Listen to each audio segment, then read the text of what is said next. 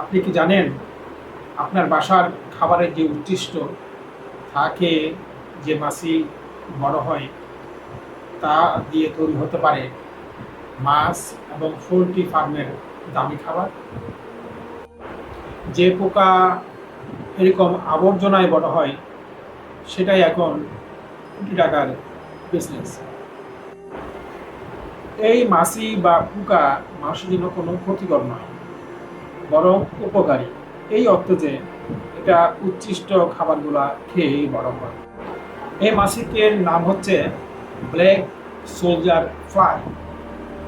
এটি হতে পারে বাংলাদেশের একটা ব্যবসার নতুন বিপ্লব।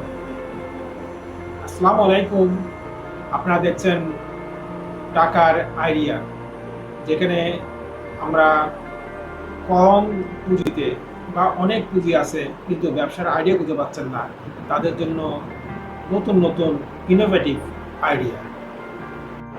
আজকের আইডিয়া হলো পরিবেশ বান্ধব, লাভজনক এবং ভবিষ্যৎ কৃষি ব্যবসা, ব্ল্যাক সোলজার ফ্লাই ফার্মিং।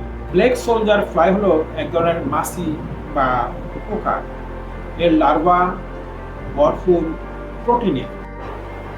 এর লার্ভা ব্যবহার করা হয় মাছের খাবারে, পোল্ট্রি ফিডে, এমনকি পশু খাদ্যে। বাংলাদেশে মাছ ও পোল্ট্রি ফিডের বাজার হাজার হাজার কোটি টাকা, কিন্তু এর একটা বড় অংশ আমদানি করতে হয়, যা আমাদের প্রচুর বৈদেশিক মুদ্রা ব্যয় হয়।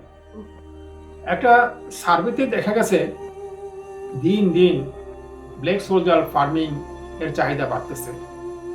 সেখানে বলা হচ্ছে 2030 সালের মধ্যে গ্লোবালি এই প্রোটিনের বাজার মূল্য হবে $2.3 বিলিয়ন।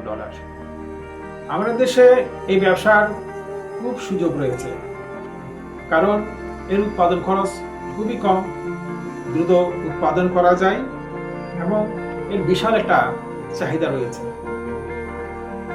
এই মাছের লার্ভা দুইভাবে বিক্রি হয়, একটা হচ্ছে লাইভ বা জ্যান্ত অবস্থায়, আর একটা শুকনো অবস্থায়। শুকনো লার্ভাটা খুব দামি, এটার বর্তমান 1 কেজি $1 উপরে। এই ব্যবসার একটা বড় সুবিধা বাংলাদেশে রয়েছে, সেটা হচ্ছে একটা পরিবেশ বান্ধব ব্যবসা।